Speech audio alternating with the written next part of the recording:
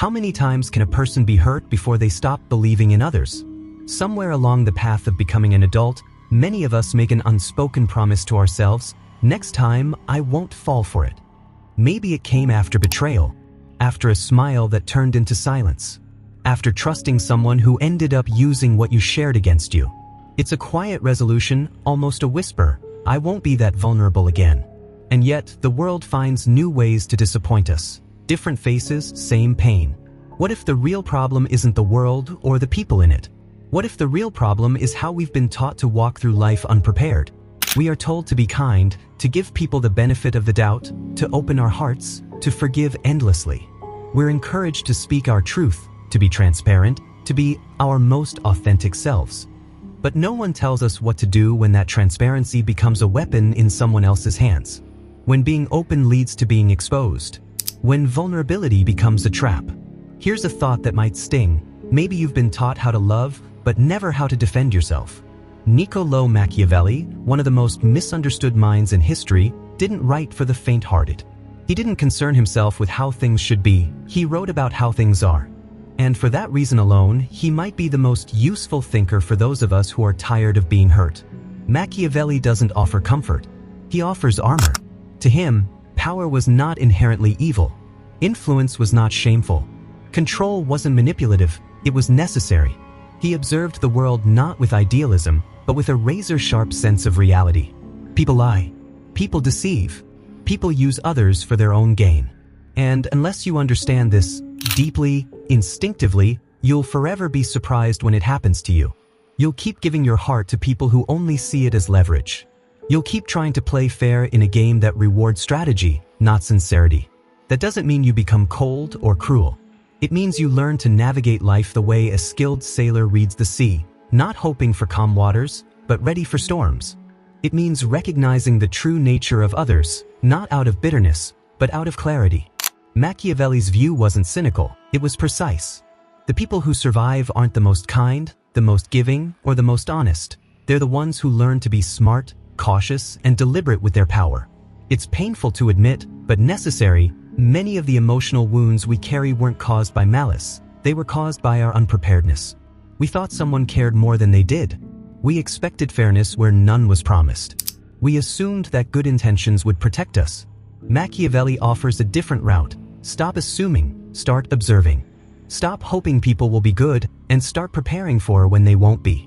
Imagine what your life might look like if you weren't so easily shaken. If you didn't need approval to feel secure. If you didn't hand over the keys to your emotions to anyone who smiled convincingly. What if being kind didn't require being naive? What if love didn't mean abandoning your self-respect? We live in a world that rewards appearances.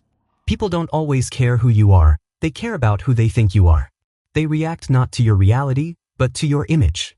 Machiavelli knew this, and urged his readers to master the art of perception. He didn't say, be fake. He said, be strategic. Let people see what is useful to you, not everything that is true. Because sometimes, truth in the wrong hands becomes a blade. You've probably heard the advice, just be yourself. But what if yourself is still wounded? What if yourself gives too much to the wrong people? What if yourself hasn't learned how to protect what matters? Machiavelli would say, don't just be yourself. Train yourself. Refine yourself. Understand the terrain before you step onto the battlefield. Because whether you like it or not, the world you live in is not made of safe spaces. It's made of power plays, of shifting alliances, of people who will use you if you let them. That's not pessimism. That's preparation. This isn't about becoming paranoid. It's about becoming immune. Not to love, not to beauty, not to meaning, but immune to betrayal. Immune to manipulation. Immune to the kind of disappointment that comes when you expect everyone to treat you like you would treat them.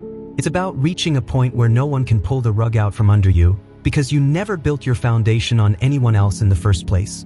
You don't need to harden your heart, you need to sharpen your mind. The world won't stop being ruthless. People won't suddenly become more loyal, more gentle, more honest. But you can become someone who sees clearly, who chooses wisely, who loves with strength instead of desperation. Someone who doesn't chase approval because they already know their worth. Someone who doesn't beg to be understood because they've understood themselves first. Someone who, when faced with betrayal, doesn't crumble, but quietly, confidently walks away with their dignity intact. You may not be able to control the actions of others, but you can control your response. You can build boundaries. You can say no. You can look someone in the eye and recognize the game behind the grin. That is the kind of strength Machiavelli admired, not brute force, but strategic presence. The ability to stay centered no matter who tries to throw you off balance. So, ask yourself, are you tired of being hurt, or are you ready to stop being hurt? Because the answer might not lie in healing what's broken, but in becoming someone who doesn't break so easily anymore. Not by hiding, not by fearing love, but by standing in the middle of a chaotic world with the calm power of someone who has finally taken back their control. Machiavelli isn't here to tell you how to feel. He's here to tell you how to win, without losing yourself in the process. There's a silence that happens just before you realize someone has taken advantage of your kindness. It isn't loud or dramatic. It's the subtle shattering of something you didn't know was fragile, your belief in that person, maybe even your belief in yourself. But Machiavelli would say that the problem didn't start with them. It started when you forgot the nature of people. Not because they are monsters, but because they are human, driven by interest, moved by fear, motivated by gain. And unless you accept that, you'll always walk blind into rooms where others already know what they want from you. The world is not cruel because people are evil. It's cruel because many don't question their self-interest. They don't stop to wonder how their decisions might wound someone else. They stop only when it affects them. That's the difference between the thoughtful and the strategic. Machiavelli doesn't ask you to be either good or bad. He asks you to be effective. And to be effective, you must stop leading with your wounds. You can't keep handing over your peace like it's a gift to anyone who asks. You can't keep expecting depth from people who only live on the surface. You can't keep giving second chances to those who've proven they only take. When Machiavelli wrote The Prince, he wasn't glorifying deceit, he was warning against innocence. He was telling us that loyalty often has a price, that trust is currency, and that in matters of power, appearing virtuous is more valuable than being virtuous. That might make you uncomfortable, that might make you angry, but it also might make you safe. Because the moment you stop needing everyone to be kind, is the moment they stop having power over your expectations. The mistake we often make is believing that being good guarantees a good life. But being good in a ruthless world doesn't ensure your protection, it ensures your exposure. You offer your heart like a peace treaty, not realizing the person across from you isn't looking for peace. They're looking for opportunity. And every time you think, this time it's different, without asking yourself why, you set the stage for a repeat performance of your own disappointment. Machiavelli would say, stop reacting, start anticipating. If someone flatters you too quickly, question their intentions. If someone seems too generous, ask what they're gaining. Not because suspicion should rule your life, but because discernment should.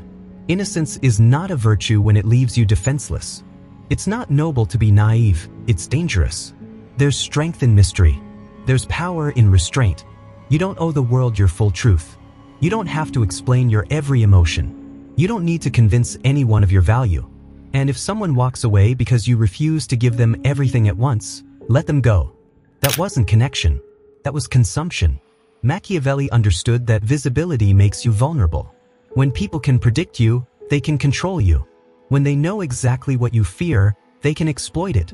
And when you make your approval dependent on how others treat you, you give them the blueprint to break you. That's why silence can be louder than anger. Why walking away can be stronger than confrontation. Why holding back can be more dangerous than exploding. Because when you master the art of self-possession, you become untouchable, not because no one tries to hurt you, but because it doesn't work when they do. You don't need to announce your wisdom. Real power is quiet. Real strength is still. And the people who hold it don't flaunt it. They let others wonder. Let others underestimate you. Let them think you're not paying attention. Let them think you're soft. That's fine.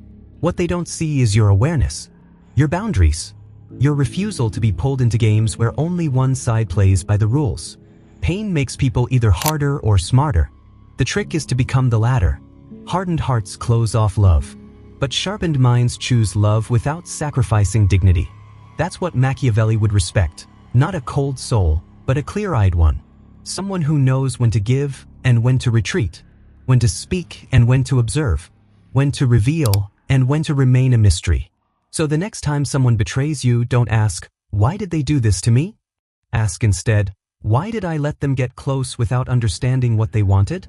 That question hurts, but it saves you.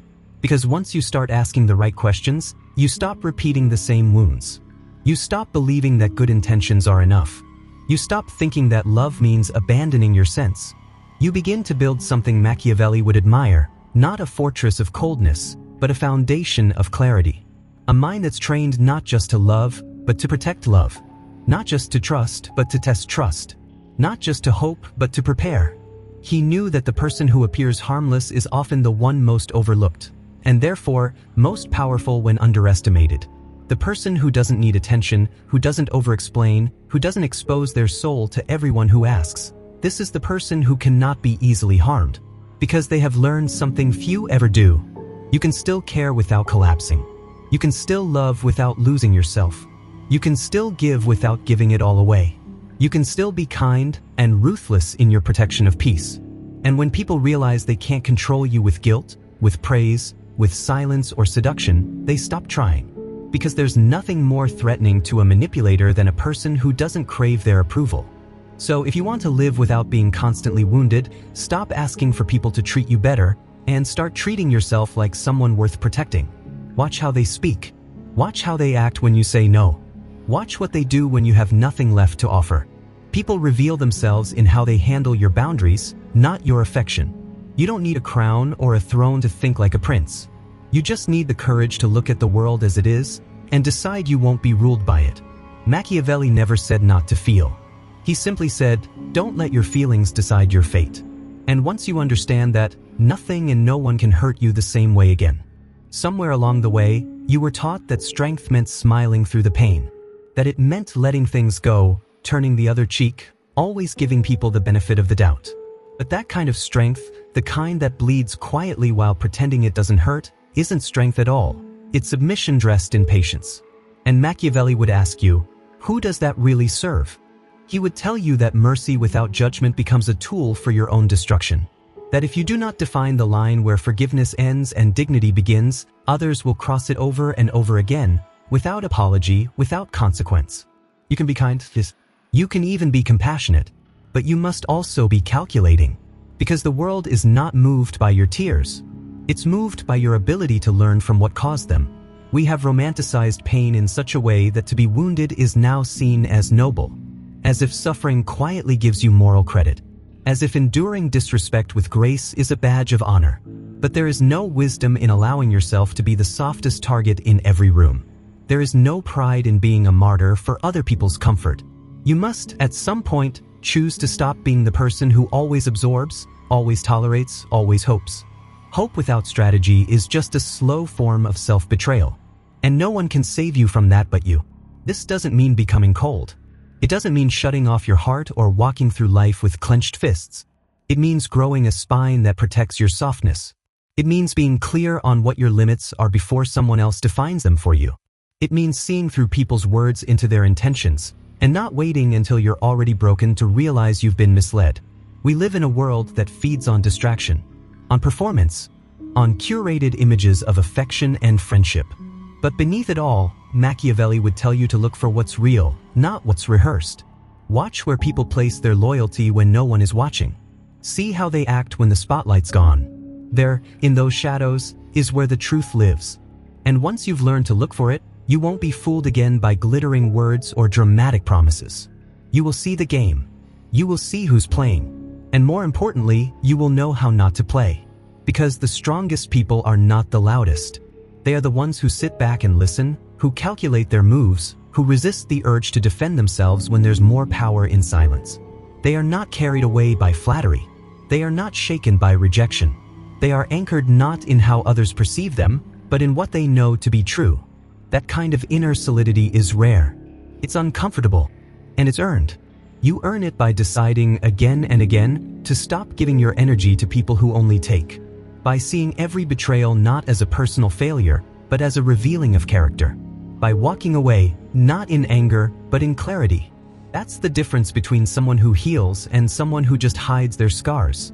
The one who heals understands this. Pain is not proof of your goodness.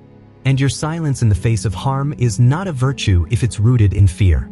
So what do you do instead? You refine your presence. You remove yourself from conversations that drain you. You stop arguing to be understood by people who benefit from misunderstanding you. You hold your value so firmly that others either rise to meet it or fall away from your life altogether. And when you meet someone new, whether in love, in friendship, in business, you don't open your soul like an unlocked door. You listen. You learn. You observe who they are before you decide how much of yourself to give. Machiavelli would not call this distrust. He would call it intelligence. He would say, guard your power, not because the world is evil, but because it is opportunistic. And those who appear the kindest are not always the least dangerous. The real danger lies in what you don't question, in the stories you accept without evidence, in the excuses you make for people who've already shown you who they are. There is a certain peace that comes with this awareness, a quiet freedom, because when you no longer depend on others to protect you from harm, you begin to trust yourself in a way that is unshakable.